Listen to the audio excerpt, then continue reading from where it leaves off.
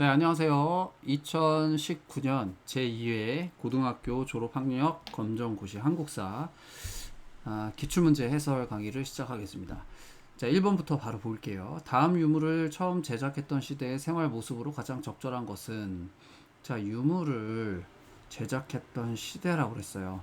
그럼 이 유물을 봐야 되겠죠. 유물을 보니까 주먹도끼라고 해요. 주먹도끼. 주먹도끼는 구석기를 대표하는 톡이죠. 예, 그리고 떼어져 나온 석기다 라고 해서 뗀석기라고 합니다. 자, 그럼 1번부터 볼게요. 계급이 발생하였다. 이건 언제죠? 네, 청동기. 그 다음에 고인돌을 만들었다. 이게 고인돌이 계급을 볼 수 있는 거잖아요. 청동기. 벼농사가 시작되었다. 청동기. 무리를 지어 이동생활을 했다. 이게 구석기 시대의 가장 큰 특징이죠. 정답은 4번이 되겠습니다. 자, 그 다음에 예전에는 유물을 주고 시대를 찾는 것 혹은 시대를 주고 유물을 찾는 것이었다면, 지금 이제 최근 경향은 어떤 식이냐면 유물을 주고 시대의 생활 모습을 찾는 걸로 조금 더 나갔어요. 그러면 시대의 생활 모습도 각 시대별로 두세 가지 특징을 정리해 놓으면 좋겠다. 청동기 시대는 계급, 그리고 하나 더 하자면 네, 사유재산 인정했다는 것. 이게 청동기의 생활 모습의 특징이라고 할 수 있고요. 여기는 지금 구석기만 나왔지만 신석기도 한번 정리를 해볼까요? 신석기의 생활 모습은 이때부터는 정착 생활을 했다는 거예요. 생활 모습의 특징 중에 하나는. 그리고 네, 농사가 시작됐다. 주로 조나 수수나 이런 잡곡류, 농사가 쉬운 것들. 이게 이제 신석기의 생활 모습인 거죠. 기본적으로는 두 가지 정도는 각 시대별 유물을 정확히 기억하고 있어야 된다. 그러니까 신석기 시대는 무슨 무늬 토기? 네, 빗살 무늬 토기. 그리고 무슨 집? 땅을 움푹 판, 네, 이와 같이 생긴 움집. 이게 이제 신석기 시대에 가장 자주 등장하는 거고, 네, 그리고 청동기는 무슨 돌?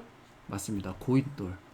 그리고 뭐, 예, 중국 악기죠. 비파형처럼 생긴 칼. 무슨 검? 비파형 동검. 이 두 가지가 특징적인 겁니다. 그래서 이 정도만 기억하시면은 아마 푸시는데 큰 어려움 없으실 거예요. 2번으로 갑니다. 가에 들어갈 고구려의 왕은, 자, 주제 가의 업적, 불교 수용, 태학 설립, 율령 반포. 1번 내무왕, 2번 진흥왕, 3번 근초고왕, 4번 소수림왕. 정답은 소수림왕입니다. 고구려의 왕이죠. 자, 그리고 내물왕 같은 경우는 김씨 독점적 세습이 시작됐어요. 이건 신라잖아요. 그 다음에 진흥왕은 신라 때, 신라의 전성기 왕의 특징은 어디를 차지했다? 한강을 차지했다. 그 다음에 근초고 왕은 백제 전성기 4세기에 전성기를 왕.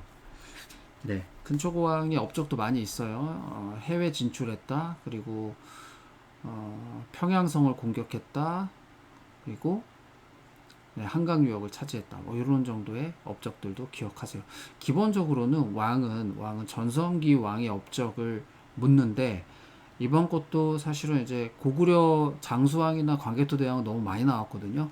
그래서 고구려 왕이 있기 전에 그 디딤돌 발판 역할을 했던 왕이 소수림 왕입니다. 소수림 왕이 없었다면 그 광개토 대왕이나 장수왕이 나올 수가 없어요. 그런 측면에서 소수림 왕을 물어본 문제다. 그래서 전성기 왕은 기본적으로 여러분들이 업적을 기억하셔야 되고, 그 왕의 바로 앞에 왕들, 또 근초고 왕은 고이왕 때 율령 반포가 있었잖아요. 그리고 진흥왕은 그 앞에 버풍왕 때 불교 수용 율령 반포 이런 것들이 있었단 말이에요. 그러니까 이게 제대로 문제를 이해한다면 단순히 이제 왕들, 전성기 왕의 업적보다 이 전성기의 왕들이 나오기 전에 왕이 어떠한 정책들을 펼쳤는가도 유심히 봐야 된다라는 것이 이 문제가 주는 메시지라고 할 수 있겠습니다. 3번으로 갈게요. 다음 설명에 해당하는 나라는 10월에 무천, 제천 행사, 다른 부족의 경계를 침범할 경우에 가축이나 노비로 변상했다. 이게 뭐였어요? 책화. 이게 이제 우리나라 삼국시대 전에 여러 나라, 고조선이 세워지기도 전에 여러 나라들, 이른바 왕보다 연맹했던 부족장들의 파워가 셌던 연맹왕국 시대인데, 이 나라들을 공부할 때는 기본적으로 여러분들이 위치를 알아야 돼요. 그래서 가장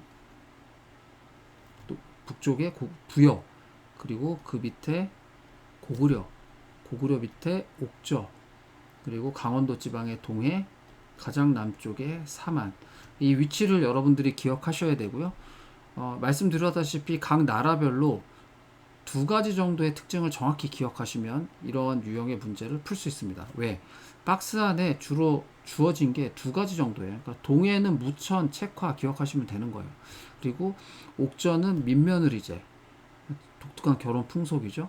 고구려는 서옥제, 독특한 결혼 풍속에 10월에는 동맥이라는 제천 행사, 부여는 영고, 가축 이름을 딴 마가우가 저가라고 하는 관직의 명칭이 있었고 이들이 사출도를 다스렸다.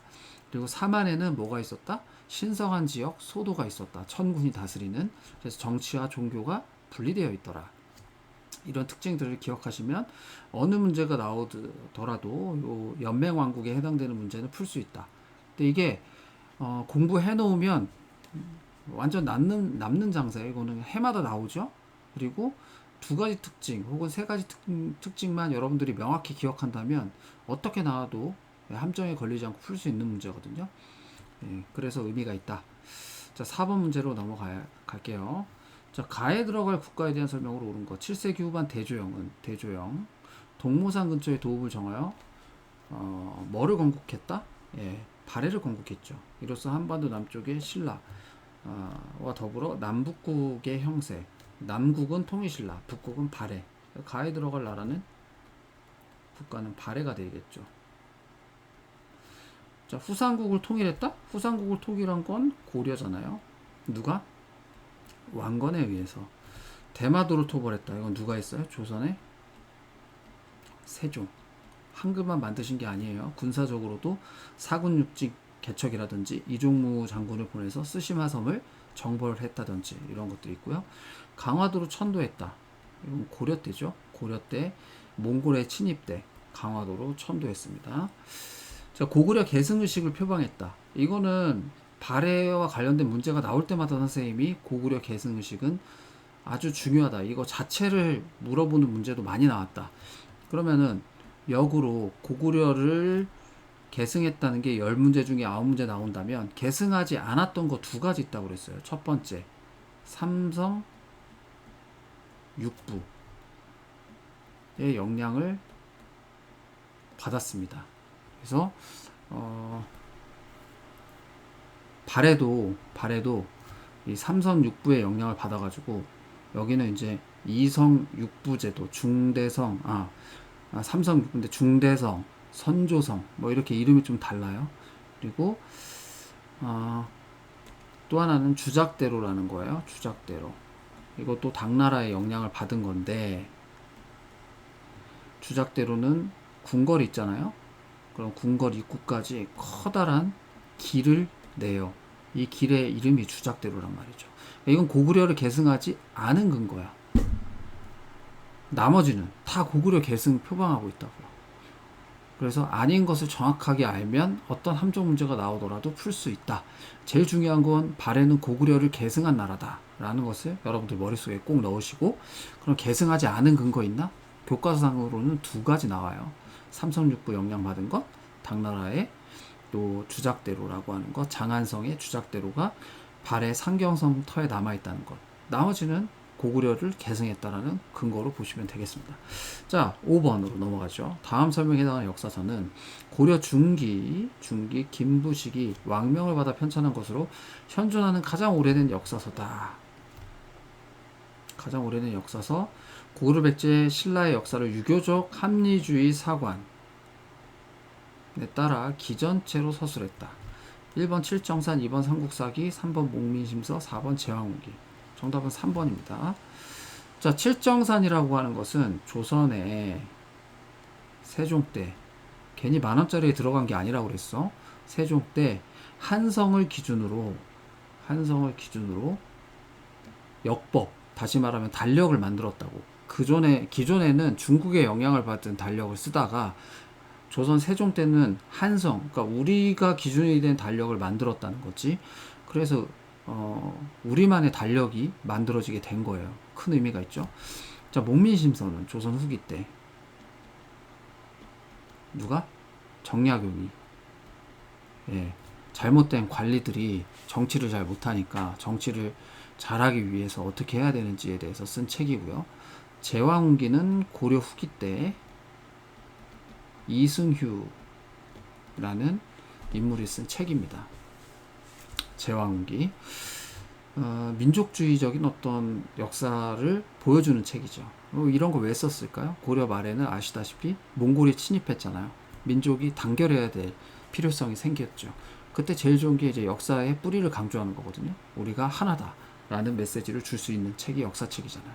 그래서 제왕후기 이승휴. 자, 6번으로 갑니다. 가에 해당하는 문화재로 오른 것.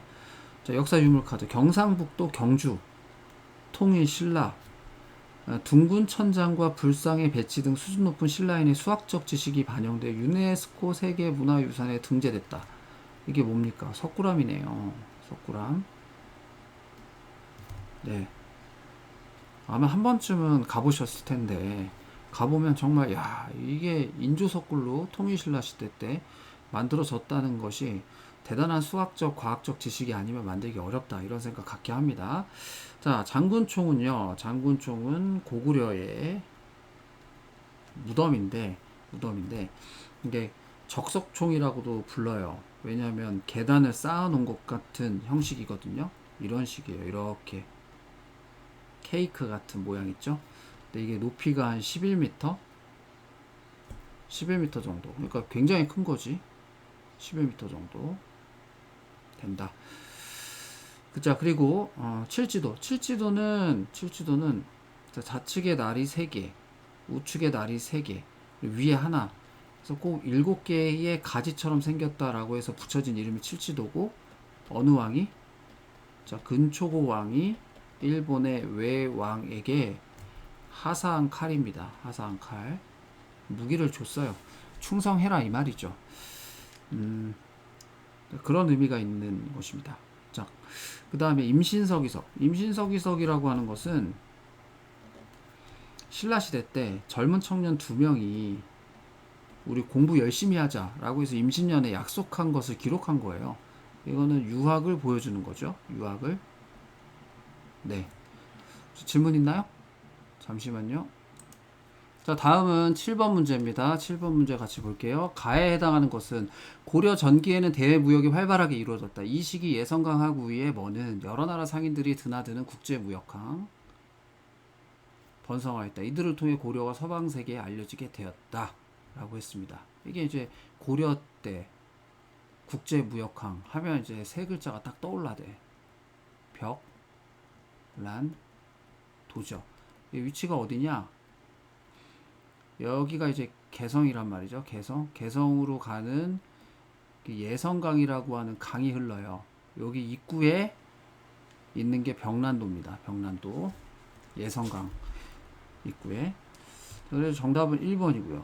기벌포는 이제 나당전쟁 때 아산만 일대에서 한번 붙어요. 신라가 당나라하고. 그때 이제 바다에서 붙었던 거고, 매소성은 지금의 양주, 경기도 양주 쪽인데, 이것도 나당전쟁 때 육지에서 한번, 바다에서 한번 붙었는데, 여기죠. 그래서 4번 청해진은 완도에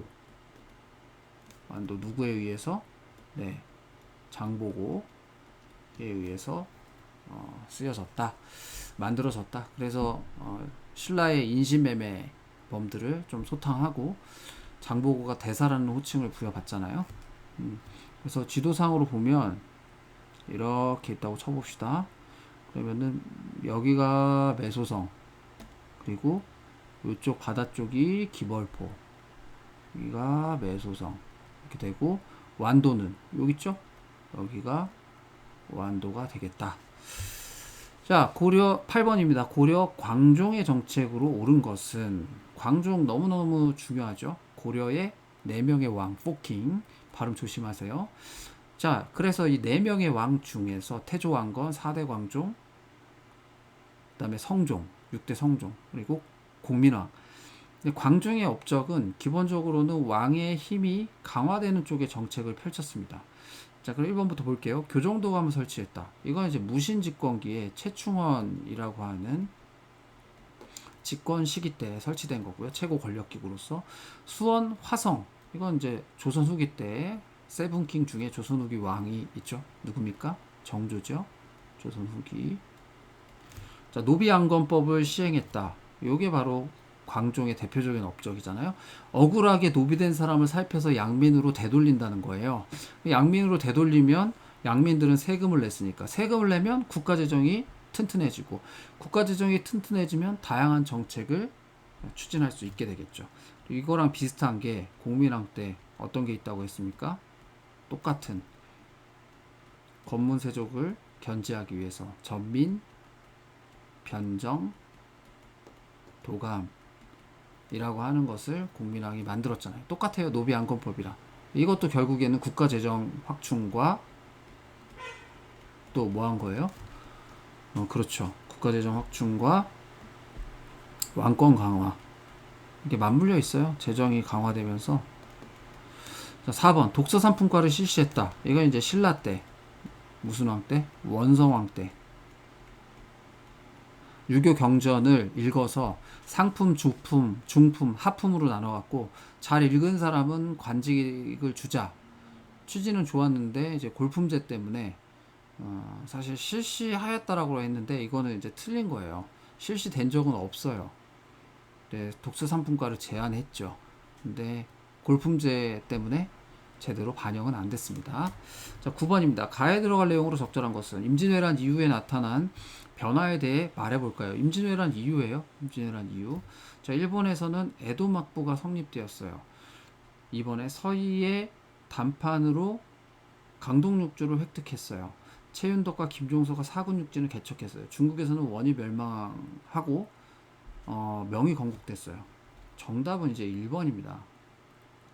에도막부는 이제 그 도요토미 히데요시가 죽고 나서 도쿠가와 이에야스라고, 도쿠가와 이에야스가 차지하고, 에도의 막부는 우리나라로 치면 칼잡이들, 무신들이에요. 그러니까 이들이 정권을 세우게 되거든요. 요거는 일본의 어떤 역사를 좀 알고 있어야 되고, 이런 문제는 사실 풀기가 어려울 수도 있는데 꼭 어려운 것만은 아닌 이유가 객관식이잖아요. 그걸 잘 활용해야 되겠지. 그러니까 서희의 단판으로 강동육지를 획득했다. 이거는 고려시대 때 거란의 몇 차? 1차 침입 때 서희가 막아냈죠. 최윤덕과 김종서 사군육진 개척, 이건 누구 때? 조선 때. 세종. 한글만 기억하면 안 돼. 굉장히 무서운 분이에요, 세종이. 백성을 위하는 것도 있지만 또 때로는 아주 과감한 정책을 펼쳤단 말이죠. 4번 중국에서 원이 멸망하고 명이 건국됐어요. 이건 언제입니까? 고려 말이죠. 고려 말. 그래서 원나라의 간섭기를 우리가 좀 벗어나기 위해서 공민왕이 원나라에 반대하는 정책들을 펼쳤었던 이유도, 원나라가 고려 말에 되면 힘이 약해집니다. 그렇게 돼서 이제 고려 말의 상황이 되는 것이죠. 정답은 1번입니다. 자, 10번으로 가요. 가해에 당한 인물은 개혁의 칼날을 들었대요. 조선시대 중종이네요. 훈구 세력을 견제하고자 누구를 비롯한 살인을 등용했다. 여기에 들어갈 인물은 조광조입니다. 조광조. 등용하였다. 누구는 조광조는 혈량과의 실시, 어진 사람을 추천하는 거예요. 관직으로. 공납제의 개혁. 공납제는 각 지역의 특산물을 세금으로 내는 거죠. 이게 문제가 많았단 말이죠. 부당하게 공신이 된 일부 홍구 세력에 대한 공훈을 삭제해야 된다. 그래서 이게 네 글자로 위훈, 거짓 공을 세운 것을 삭제해야 된다. 이게 이제 거짓 훈이 되면은 세조가 단종을 죽이고 왕위를 찬탈한 부분, 그때부터 공을 세웠던 신하들은 문제가 되는 거예요. 그러니까 정통성에 문제 제기를 한 거란 말이에요. 그렇게 되면 당시 훈구의 입장에서는 훈구라고 자체 이름이 공을 세운 사람들이거든. 이 훈이 훈장 할 때 그 훈이거든. 그런데 이 공을 삭제해야 된다니까 자기의 어떤 그동안의 기여도가 다 부정당하는 거잖아요. 그러니까 어떻게 했겠어요? 주초위왕이라고 하는 뭐 잎사귀에다가 꿀을 발라갖고 그 주하고 초를 합치면은 조가 되거든요. 이 얘가 왕이 되려고 한다 이렇게 몰아세워가지고 제거해버리죠. 그래서 조광조가 가에 들어갈 인물이고요. 이순신은 임진왜란 때 이제 명량해전, 명량대첩, 이순신 임진왜란 때 공을 많이 세웠죠. 전라도의 곡창지대를 지켜내잖아요. 자, 장보고는 신라 때, 신라 말에 무슨 청해진을 세워가지고 해상을 세력화되어서 영향력을 행사합니다. 자, 정도전은 이제 그 신진 사대부들이 고려 말에 등장했는데 급진파의 대표적인 인물이고 정도전하고 이성계가 나중에 조선을 세우게 되는 거죠. 자, 그래서 정답은 3번이 되겠습니다. 11번 조선 태종이 실시한 정책. 조선은 왕의 업적이라고 하면 세븐킹 7명의 왕 기억해야 된다고 그랬어요. 태조 이성계, 3대 태종, 그 다음에 4대 세종대왕 세종, 그 다음에 세조, 그리고 성종, 고려 성종 말고 조선도 성종 있다고 했지. 그리고 조선 후기로 가면 영조, 정조. 여긴 태종이에요. 태종은 우리나라 주민등록증의 원조라고 할 수 있는 호패법. 호패를 차고 다녔거든. 호패가 각 사람의 출생일, 뭐 연도, 고향 이런 거 표시되는 아주 간략한 정보가 담겨 있는 거지. 그 다음에 훈민정음 창제는 누가 있어요? 세종 때잖아요. 세종 때. 그러니까 니은 아니네. 그 다음에 척화비는 흥선 대원군 때. 근대로 와야지. 이거 아니고 육조 직계제를 선택했다. 맞죠? 왜? 태종도 왕자의 난을 일으켜가지고 피를 보고 왕이 됐어. 불안할 거 아니에요. 그러니까 모든 정보를 직접 보고 받는다고요. 육조 직계제라고 하는 건 왕과 그 다음에 아래에 의정부 그리고 육조가 있는데 보통은 이제 의정부를 거쳐서 왕에게 보고를 했단 말이에요. 그런데 태종은 의정부를 거치지 않고 직접 보고를 받았어. 직접. 이게 육조 직계예요. 직접 보고를 받았다. 업무량이 많아지긴 하겠지만 속속들이 모든 정보를 파악하고 있죠. 그래서 이와 같은 게 의정부 서사제. 육조 직계제. 의정부를 거쳐서 가는 거는 뭐라고 불렀냐면 의정부 서사제라고 불렀어요. 정답은 기억하고 리을이겠네요. 2번이 되겠습니다. 자, 12번입니다.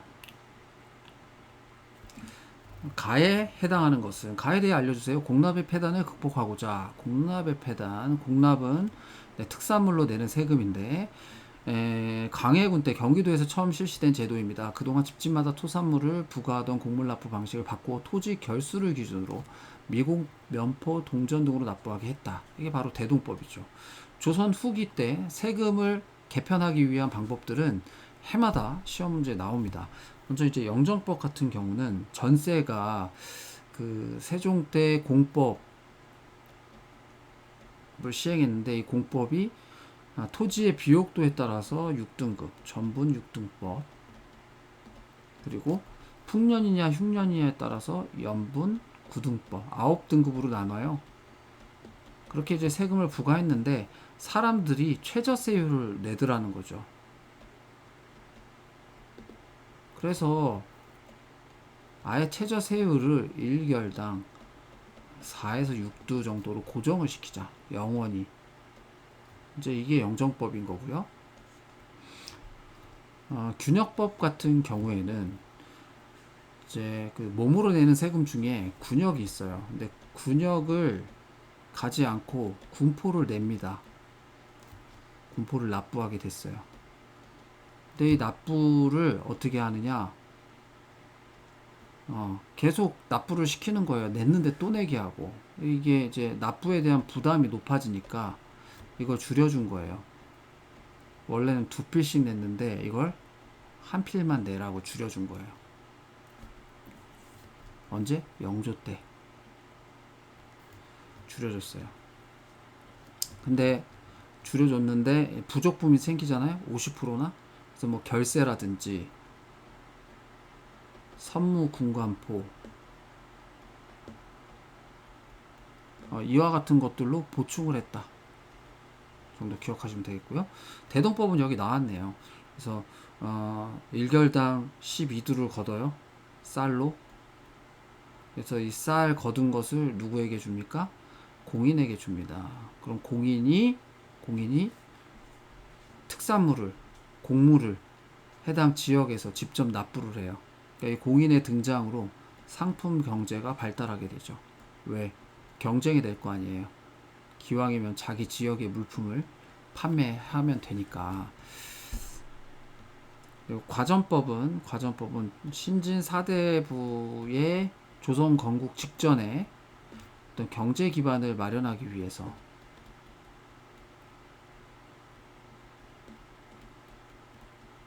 시행됐던 법입니다. 자, 그래서 뭐 이거는 지금 조선 시대 건국 전인데 영정법, 균역법, 대동법은 조선 후기의 어떤 세제 개편의 그 개혁 법안으로서 여러분들이 꼭 정리를 해 놓으셔야 됩니다. 이거 돌아가면서 나와요. 올해 이제 2회 때 또 나올 겁니다. 자, 그래 정답은 3번 대동법이 되겠습니다. 여기까지 혹시 질문 있나요? 자, 없으면 13번으로 넘어갑니다. 다음에 설명하는 해당하는 사건은 세도 정권의 수탈과 평안도 지역에 대한 차별, 빈농 광산 노동자 소상인 등이 봉기하여 청천강 이북 지역의 대부분을 장악했고 정주성에서 광군에게 진압됐다. 이게 이제 홍경래의 난이거든요. 홍경래의 난. 만적의 난은 일종의 신분, 해방 운동적인 성격이 있는 거고 최충원의 노비였어요. 최충원의 노비였는데 나중에 이제 발각이 되죠. 다른 노비가 일러 바쳐가지고 최충원의 귀에 들어가서 대동강에 수장됩니다. 실패로 끝났지만 왕후 장상의 씨가 따로 있냐? 만적이 나도 때가 되고 되면 재상이 될 수 있다. 이런 표현을 씀으로써 신분 해방의 운동의 성격이 있는 난이고요. 무신 정권이기 때고요. 자, 홍경래의 난이 정확하고요. 홍경래의 난. 그래서 뭐 홍경래가 몰락 양반이었단 말이에요. 몰락 양반이었는데 당시 이제 세도 정치에 대해서 사람들이 불만을 많이 가지고 있었고 특히 평안도 지역에는 지역 차별에 대한 문제까지 겹쳐지게 되면서 꽤 크게 여러 고을들이 반응했죠. 그래서 홍경래가 물론 정부군에 의해서 광군에 진압은 됐지만 홍경래는 죽지 않았다. 이런 이야기가 돌 정도로 홍경래로 상징되는 새로운 세상에 대한 갈망 이런 게 있었던 시기가 조선 후기 세도 정치 시기예요. 아마 이게 1811년 정도 되지 않았나 싶습니다. 그 다음에 이자겸의 난은 고려시대 때에 그 자기 딸을 3명이나 왕에게 시집을 보낸 일종의 장인어른인데 왕보다 자기가 높이 있으려고 하고 왕은 이것이 못마땅해서 제거하려고 하니까 먼저 난을 일으키죠. 근데 오른팔 척준경에게 제거당해요. 그래서 이것은 어떤 고려의 앞날을 위해서 일어난 난이 아니고 귀족들 간의 세력 다툼입니다. 그다음 원종과 애노의 난. 이거는 이제 신라 때, 신라 진성여왕 때 농민봉기예요. 농민들이 살기가 어려웠다라는 거죠. 신라 말에 세금에 대한 부담 뭐 이런 것 때문에. 그리고 그때 왕권 다툼이 치열했고 중앙에서는 지방에는 상대적으로 왕권이 미치지 못하니까 이런 난들이 많이 일어났었던 거라고 할 수 있습니다. 정답은 2번이고요. 14번. 가에 들어갈 인물은 역사인물 카드 보니까 이름, 생물 영도 1851년, 1894년 정부 근대개혁 추진 자금 확보를 위해 일본으로부터 차관 도입을 시도했으나 실패했고요. 1884년 갑신정변을 주도했다. 이 인물이 바로 누굽니까? 김옥균입니다. 김옥균. 네, 김옥균이고요. 정답 나왔네요. 정약용. 정약용은 실학자죠. 조선 후기. 실학자. 네, 최익현. 문제는 많이 안 나왔지만 선지에는 자주 등장하죠. 최익현은 유생인데요. 외양 일체론이라는 것을 주장해서 개양에 반대했고, 그리고 의병에도 등장하고요. 을사의병. 나중에는 스시마 섬에서 순국합니다. 곡기를 끊었어. 나라를 위해서 죽었단 말이에요. 일본 놈들이 주는 음식 내가 못 먹는다. 이런 것도 있어요. 그 다음에 도끼 들고 임금님 앞에 가가지고 외양일체론 막 이때 개양 이야기가 나올 때 내 그 목을 치든지 해라. 도끼로. 나는 반대한다. 그래서 외기를 걸었어요. 우리 것을 지키자는. 이런 분들이 정통 보수라고 얘기했죠. 자, 전봉준. 전봉준은 녹두장군이라고 불리면서 전봉준 하면 이제 전라북도 고부에서 시작됐던 동학농민운동을 이끌었던 인물로서 우리가 기억해야 되겠죠. 자, 15번. 다음 설명에 해당하는 사건은 제너럴 셔머너 사건의 구시로 1871년 미국의 군함이 강화도를 침략했다. 미국이 강화도 침략한 거 신미양요네요. 어제현 등이 이끄는 조선군이 미국과 결사 항전을 벌였다. 신미양요고요. 병인 박해는 1866년에 천주교 신자들을 박해했던 사건이고, 이때 이제 천주교 신부, 프랑스 신부 9명이 죽어서 쳐들어왔던 게 병인 양요입니다. 프랑스가 쳐들어온 거죠. 자, 을미사변은 1895년에 민비, 네, 명성 황후 시해 사건이라고도 하죠. 그다음에 이모군란은요, 1882년에 구식군인이 신식군대인 별기군에 대해서 어떤 불만을 품고 일으켰던 난. 그게 이제 이모군란입니다. 정답은 2번이네요. 16번. 다음 사건이 일어난 시기를 연표해서 고른 것은 고종은 일제의 침략성을 알리고 국제사회의 지원을 받고자 네덜란드 헤이그에서 열리는 제2차 만국평화회의에 이상설, 이준, 이휘종을 특사로 파견하였다. 이건 이제 헤이그 특사네요. 헤이그 특사가 언제 보내졌습니까? 네, 1907년에 보내졌죠. 그러면 이 헤이그 특사 시기를 봅시다. 대한제국 수립은 1897년이고요. 을사늑약은 1905년이고요. 고종의 강제퇴위는 1907년이죠. 같은 7년인데 이걸 보냈다는 이유로, 헤이그 특사를 보냈다는 이유로 강제퇴위 당했으니까.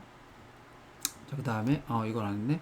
한일 의정서 체결은 1904년이고요. 한국 병합 조약 체결은 1910년이죠. 정답은 3번입니다. 다에 헤이그 특사를 보내고 고종이 강제 퇴위되더라. 자, 17번으로 넘어갑니다. 가에 해당하는 기구 이름은 1893년 4년 전주성을 함락한 동학농민군은 외국 군대 파병 소식을 접한 뒤 정부군과 전주화약을 체결하고 해산하였다. 이후 전라도 각지에서 자치기구인 뭐를 설치하여 지역의 치안을 유지하고 개혁을 추진했다. 1번 별기군, 2번 직강소, 3번 총독부, 4번 통감부. 정답은 직강소입니다. 집강소. 이거 되게 중요해요. 자치기구. 그러니까 농민들이 그 정도의 수준이 됐다는 거잖아요. 스스로 치안도 유지하고 스스로 안정화시키고. 자, 별기구는 통리기무아문이라는 것이 우리나라에 만들어지고 개화 정책으로서 신식군대를 만들었어요. 그 이름이 이제 신식군대가 별기군이고요. 그다음에 총독부는 1910년 한일 강제 병합 이후에 우리나라를 지배하기 위해서 세워놓은 거고, 통감부는 1905년 을사늑약 이후에 우리나라를 간섭하기 위해서 세운 기구가 통감부죠. 초대 통감으로 누가 왔어요? 이토 히로부미. 안중근에 의해서 하얼빈역에서 죽었던 이토 히로부미가 우리나라 초대 통감으로 부임했었습니다. 자, 18번으로 넘어갑니다. 다음 설명에 해당하는 단체는 민족유일당 운동이 전개된다. 1927년 비타협정 민족주의자들과 사회주의자들이 협력하여 창립한 단체로 광주 학생 항일운동이 일어나자 민중대회를 열어 전국적인 항일운동을 확산시키려 하였다. 1번 신간회, 맞네요. 신간회. 2번 북로군정서, 3번 조선어학회, 4번 구미위원부. 신간회의 특징이 여기에 있어요. 비타협정 민족주의자와 사회주의자들. 원래 이들은 합쳐질 수 없단 말이에요. 근데 민족주의자들 중에서 일부가 변절을 해가지고 친일파가 돼요. 거기에 타협하지 않는 비타협적 민족주의자들, 그리고 사회주의도 나라가 있고 이념이 있다. 그래서 우리가 하나 되자 라고 해서 탄생된 단체가 신간회입니다. 상간회라고 되어 있는데 잘못됐네요. 신간회고요. 그리고 신민회하고는 헷갈리지 마세요. 신민회는 1907년에 세워진 단체고, 요건 이제 독립에 대한 방법의 통합이에요. 폭력적인 방법과 때로는 폭력적인 방법, 그리고 비폭력적인 방법이 같이 필요하다는 것을 주장했던 단체가 신민회입니다. 폭력적인 방법으로 내세운 건 뭐예요? 국외 독립운동기지 건설.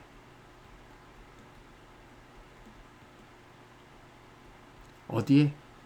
예, 삼원보, 만주 삼원보에 신흥무관학교를 세웠단 말이죠. 그러니까 폭력적인 방법도 준비를 했었고, 비폭력은 학교, 오산학교, 대성학교 이런 학교라든지 계몽을 통해서, 교육을 통해서 바꾸고자 했다. 이 두 가지 방법을 같이 추구한 게 신민회고, 신간회는 이념의 통합이란 말이죠. 나라의 위기에 있어서는 이념이 다르더라도 하나 될 수 있다는 메시지가 신간에 있는 거고요. 자, 북로군정서는 김자진 장군이 무슨 전투 때?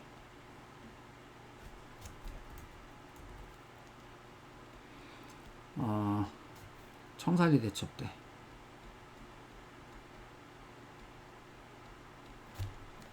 이거 청산리 대첩이 1920년 10월이죠. 조선어학회는요, 1931년에 표준어 제정하고요. 그리고 우리말 큰사전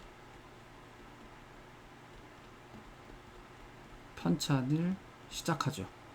완성은 이제 하지 못했지만 이때 이제 시작했다는 것들도 조선어학회. 근데 이제 42년에 조선어학회 사건으로 조선어학회가 사라지죠. 그런 것. 그다음에 구미위원부라고 하는 거는 또 외교 전략을 구사하기 위해서 임시정부에서 만든 단체 부서이고요. 구미위원부. 또 기억하시면 되겠습니다. 자, 19번으로 바로 넘어갈게요. 가에 해당하는 지역은 조선 숙종 때 안영복이 일본으로 건너가 어디가 우리 땅임을 주장했죠. 그리고 일본이 러일 전쟁 중 어디를 자국의 영토로 불법 편입했습니까? 가는 독도죠. 독도. 그리고 여기도 독도. 정답은 1번입니다. 간도는 뭐가 얘기가 나와야 되냐면 백두산 정계비 이런 얘기가 나오거나, 숙종 때 관리 2명이 백두산에 가서 국경을 정하는 비석을 세웠단 말이에요. 이게 등장할 거고요. 거문도는 거문도 점령 사건.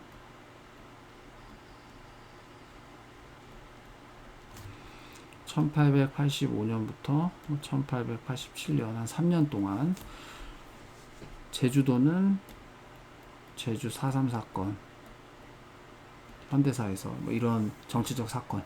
근데 여기 이제 영토 분쟁하고 관련해서는 1번이나 2번 독도나 간도가 나올 확률이 높은데, 여러분들이 안영복, 그다음에 러일 전쟁 중에 강제로 편입하면 이제 독도를 기억하시면 돼요. 간도는 백두산 정계비, 그리고 근대로 오면 대한제국 때 이범윤이라고 간도 관리사가 파견된 적이 있어요. 이런 얘기가 나오면 간도입니다. 그래서 정리를 해 놓으시면 좋겠고요. 20번입니다. 다음 설명에 해당하는 민족운동의 역량으로 오른 것은 1919년 3월 1일 시작된 대규모 만세 시위, 3.1운동이네요. 모든 계층이 참여한 우리 역사상 최대 규모의 민족운동으로 전국적으로 확산되었다. 일제는 헌병경찰, 군대 등을 동원하여 무력으로 진압하였고 시위에 참여한 사람을 체포했다. 단발령을 실시했다. 광무개혁을 시작하였다. 독립협회를 창설했다. 대한민국 임시정부를 수립했다. 3.1운동의 역량으로 오른 것은 단발령은 아니죠. 단발령은 을미개혁 때, 을미개혁이 언제? 1895년에 정책이었어요. 개혁 정책으로 들어가는 거고요. 광무개혁은 1896년 아관파천을 갔다가 고종이 황궁해요. 1897년에. 그리고 황제에 취임하면서부터 시작됐던 그 개혁이 광무개혁입니다. 그 다음에 독립협회를 창설한 것은 1896년 제이슨 박사죠. 서재필에 의해서 세워지게 됐죠. 대한민국 임시정부 수립이 정확하죠. 왜? 사실 만세운동은 그 민족대표 33인이 종로의 태화관이라고 하는 식당에서 독립선언서를 낭독하고 종로경찰서로 전화를 걸어가지고 자수해요. 다 잡혀가죠. 지도부가 없는 상태에서 그 소식을 듣고 탁골공원부터 시작된 만세 시위가 전국적으로 확산됐단 말이죠. 리더십이 부재한 거예요. 이끄는 지도자들이. 그래서 정부가 필요하다라고 해서 논의를 하다가 한성에 세울 거냐, 아니면 일제의 그 탄압을 피해서 연해주에 세울 거냐, 아니면 각국의 외교 공사관들이 많은 상하이에 세울 것이냐 라고 해서 이제 대한민국 임시정부가 상하이에 수립되게 되죠. 최종적으로. 자, 그 다음에 21번입니다. 가해에 해당하는 단체는 김구는 뭐를 조직하여 의열투쟁을 벌임으로써 어려움에 빠진 대한민국 임시정부의 활기를 불어넣으려고 하였다. 그 일원은 윤봉길, 상하이 홍코우 공원에서 폭탄을 던져 일본군 장성과 다수의 고관을 처단했다. 이게 한인애국단입니다. 한인애국단. 정답은 4번이고요. 근후에는요, 이 신간회의 자매 여성단체예요. 단체고요. 신민회는 아까 말씀드렸죠. 방법의 통합, 폭력적, 비폭력적 방법이 다 필요하다. 1907년에 세워진 단체, 애국계몽 단체고요.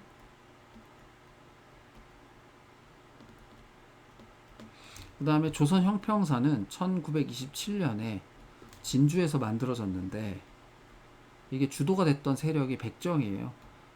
백정이 천민이잖아요. 조선시대 때. 근데 1894년에 신분 제도가 철폐가 되면서 더 이상 이제 노비 이런 게 없어졌는데, 여전히 자신들을 바라보는 차별의식이 존재해서 저울을 갖고 온 거예요. 저울에 사람을 올려놓고 달아봐라. 그러면 똑같지 않냐. 근데 왜 우리는 백정이라고 차별하냐라고 해서 진주에 형평사를 만들어서 본격적으로 이제 운동을 전개한 거지. 그게 조선 형평사입니다. 한인 애국단이 정확하고요. 그리고 이제 한인 애국단의 윤봉길만 나왔는데 두 분을 기억하세요.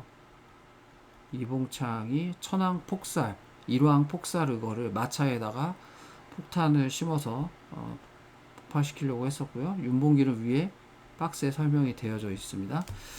자, 다음 문제예요. 22번으로 갈게요. 다음 설명에 해당하는 것은 1943년 미국, 영국, 중국 정상들이 모여 제2차 세계대전 전후 처리 문제를 논의하였다. 여기에서 처음으로 한국의 독립 문제가 거론됐다. 이게 카이로 회담입니다. 자, 텐진 조약은 뭐냐면 1884년에 일본하고 청나라하고 체결한 조약이고요. 우리나라에 군대를 보낼 때는 1개월 전에 통보한다라는 내용이 들어있는 거고, 남북 협상은 1948년 4월에 김구 민족 지도자 김구와 김규식이 북한에 누굴 만납니까? 김일성을 만나서 분단 위기를 극복해 보기 위한 협상을 벌여요. 합의해서 돌아왔지만 강대국들이 외면했죠. 인정해주지 않았고요. 국민대표회의는 임시정부가 위기가 왔을 때 이것을 타개하기 위해서 1923년 국민대표회의를 열어요. 그래서 창조파 모든 걸 다 바꿀 것이냐 아니면 일부를 바꿀 것이냐 라는 논쟁이 있었던 회의죠. 자, 그것이 국민대표회의입니다. 임시정부를 어떻게 방향을 설정할 것인가를 놓고 벌였던 회의. 정답은 3번 카이로 회담이 되겠습니다. 최초의 우리나라 독립에 대해서 언급했어요. 23번입니다. 가에 들어갈 내용으로 옳은 것은 1910년대 일제 식민지배 정책, 헌병 경찰 제도, 그리고 1번 반공령, 2번 국제보상운동, 3번 토지조사 사업, 4번 물산장려운동. 그러니까 선생님이 일제시대 때를 공부하는 것은 시기를 나누라고 그랬어요. 10년 단위로. 그래서 어떻게 우리에게 침략을 했느냐. 1910년대 그리고 20년대.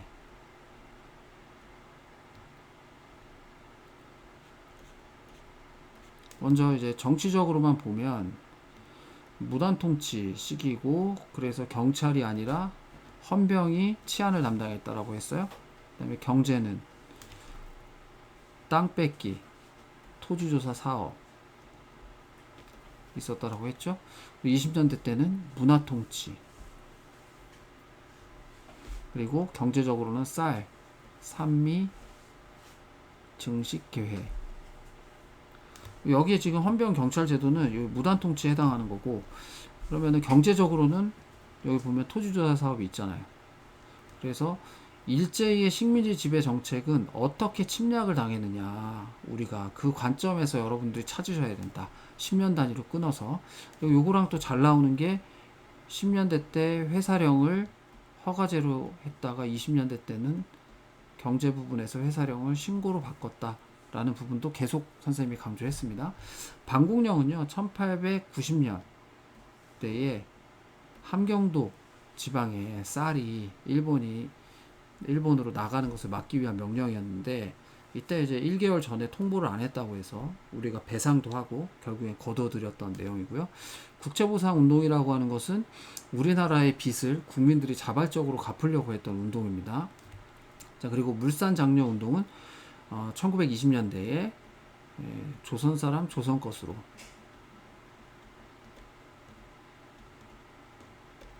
그리고 내 살림 내 것으로 라는 구호로 시작됐던 우리나라 국산품 쓰자 뭐 그런 운동이라고 할 수 있어요. 물산장려 운동은. 자, 그 다음 24번 다음 설명에 해당하는 민주화 운동은 1980년 비상계엄을 전국으로 확대한 신군부는 광주의 민주화 시위를 무자비하게 진압하였다. 이에 분노한 시민들이 시민군을 결성하여 저항하였으나 계엄군의 무력 진압으로 수많은 사상자를 낸 채 끝나고 말았다. 4.19 혁명, 12.12 사태, 새마을운동, 5.18 민주화운동. 4번이죠. 5.18 민주화운동. 4.19 혁명은 1960년 3.15 부정선거 때문에 일어났던 거고요. 12.12 사태는 12.6 사건으로 박정희 사망 사건을 전두환이 조사하면서 오히려 쿠데타를 일으킨 사건이죠. 새마을운동은 1970년대 박정희 정부 때 농촌을 잘 살게 하기 위한 운동으로서 추진됐던 거고요. 그러니까 설명에 해당하는 내용은 5.18 민주화 운동밖에 없습니다. 25번 문제예요. 마지막입니다. 김대중 정부의 대북 화해 정책으로 옳은 것은 5.10 총선거 아니죠. 국가총동원법 제정 아니죠. 7.4 남북 공동성명 발표 아니죠. 최초의 남북 정상회담 개최 맞습니다. 그래서 요때 이 개최의 결과로 6.15 남북 공동선언이 발표됩니다. 이때 네 가지가 합의가 됐는데 핵심 내용으로, 첫째, 지금 가동이 중단된 개성공단 설치하자. 그 다음에 이산가족 빨리 상봉시키자. 그리고 금강산 바다가 아니라 육로로 관광을 시작하자. 그리고 그 다음에 경의선을 복구하자. 이 4가지 합의사항을 발표합니다. 아주 중요해요. 자, 5.20 총선거는요, 1948년 우리 유엔의 허락을 받고 우리만이라도 남북 총선거가 안 되면 남한만이라도 단독 선거를 실시하자라고 해서 이제 총선거를 실시한 거예요. 1948년. 그리고 이때 총선거는 국회의원을 뽑는 거잖아요. 그래서 재헌 국회의원, 헌법을 만든 재헌 국회의원이 뽑히고 여기에서 간접 선거로 이승만이 초대 대통령으로 뽑히면서 우리나라 정부가 8월 15일, 1948년 8월 15일 날 발표되게 되죠. 국가총동원법은요, 1937년 제정돼요. 이 총동원법 제정된 이후로 이제 본격적으로 강제징용이라든지 또 징병이라든지 그리고 일본군 위안부라든지 우리 민족이 많이 끌려가서 전쟁터에 내몰리게 되죠. 우리 의사하고는 상관없이. 아직도 인정을 안 하고 있어요, 일본에서. 자, 7.4 남북 공동성명 발표는 1972년. 그래서 여기는 통일의 3대 원칙. 자, 자주적으로 해야 된다. 외세에 의존하면 안 된다. 그 다음에 전쟁이 아닌 평화적인 방법으로 해야 된다. 그리고 통일의 당사자인 우리 민족은 단결해야 된다. 민족 대단결. 이 3원칙을 발표한 게 7.4 남북 공동성명 발표입니다. 이거 중요해요. 자, 이렇게 해서 25번까지 우리가 풀어봤습니다. 자, 질문 있으면 질문 받을게요. 자, 대단히 수고 많이 하셨습니다. 감사합니다.